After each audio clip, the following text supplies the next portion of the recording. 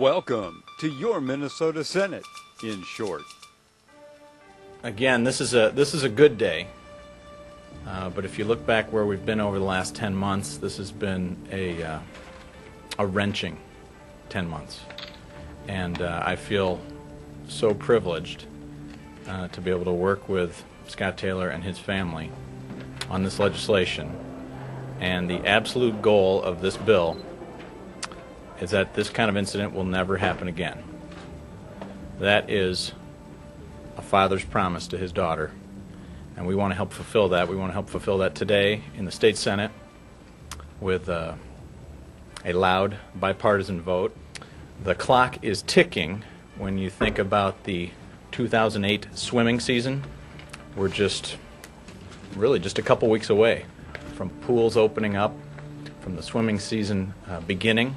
And so we want to make sure that these new laws, these new regulations, these higher expectations that we have, that pool operators, that drain manufacturers, that everyone is on notice about what they need to do going forward to operate a public pool here in Minnesota. First off, I vowed to Abby that I would do everything I could to make sure this didn't happen to anybody else. This is another step in the right direction. There are certain things you can't legislate, which is how certain companies manufacture their covers and the standards that they use. But there is a standard out there. At this point, we have to accept the standard and work on that. But what this bill does is require physical inspections, which are so very important, because let alone through 18 inches of water in a kiddie pool to see whether a cover is attached, or through 12 feet of water at the bottom of the main pool, you just can't see it. You can't know that it's secure or mounted correctly. You have to get into the pool, and that was very, very important for us to make sure that that's done, and that people are held accountable to that, and that they, like John had said, they're required to check the chemicals in the pool every day and document the chemicals every day. Now they're required to get into the pool and check the cover and document that they check the cover every day. And that was very important to us. Members, Abigail Taylor was a 6-year-old who passed away just several weeks ago from injuries and complications from an incident at a pool, at a public pool, 10 months ago. So last summer, the Taylor family began this wrenching saga. And let me just state at the outset here, I want to thank members for your treatment of this bill, and particularly your treatment of the family.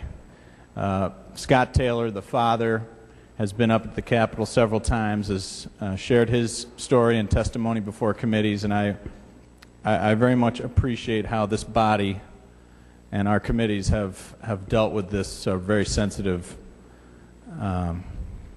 situation. So, Madam Chair, we want to make a promise to Abigail Taylor and to her family that this kind of tragedy will never happen again. This will never happen again in Minnesota. And we can do that. We can do that with this legislation.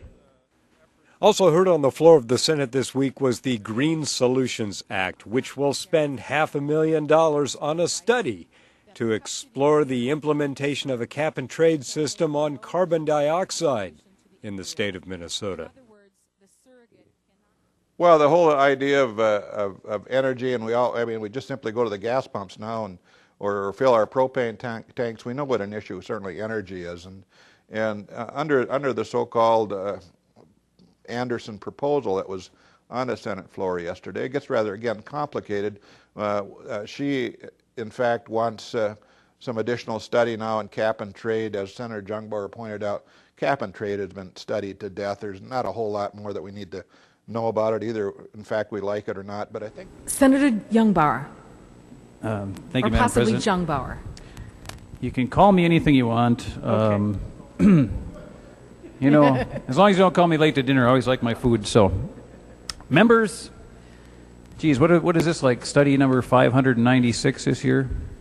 $500,000. I can tell you a few simple things. We should vote no on this bill because, number one, we don't need another study. We don't need to waste $500,000, especially on a subject like this that's been studied to death around the United States, around the world.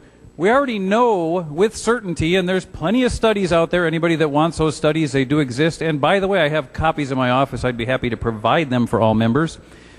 Cap and trade has failed miserably in Europe, failed miserably. The only time the numbers even looked like they were working was when the economy was in recession because businesses weren't producing, so therefore they didn't need any power. And cap and trade looked like it was a marvelous deal then. And as soon as businesses started producing, the cap and trade numbers went all the heck and it didn't work. Cap and trade has no benefit. We have 3 solid economic studies. Again, members, if you want those studies, I do have them available in my office. And all 3 of those recent economic studies show that if you're going to pick, that is, if, members, you believe that CO2 is the culprit, which again, there is in existence in the world today, no science to prove that. And if you have that science that you keep arguing about, I'd love to have a copy because I've asked all members for many years for that science, but I know that it doesn't exist. But that's neither here nor there. Even if you thought CO2 was the culprit and you thought we needed to do something to solve it, all 3 economic studies done picked 6 ways to solve it, members. 6 ways. And they rated cap and trade as number 6. All 3 studies also said that if you want to do this, that you should use a straight visible tax, that it would be the easiest way. It would keep a number solid. It wouldn't have phony markets to it. It wouldn't have fluctuating auctions. That we would know the numbers. It wouldn't be a regressive tax because we would actually have it in our hands to redistribute to those poor people, the people in poverty that we are hurting the most with regressive tax structures on cap and trade. So members, I hope you vote no just on the simple fact that there's plenty of studies. We don't need to do another study in Minnesota. Guess what? The laws of science and physics are not suspended at the Minnesota border. It's the same everywhere in the world. And why don't we just use what everybody else has done and quit wasting taxpayer money?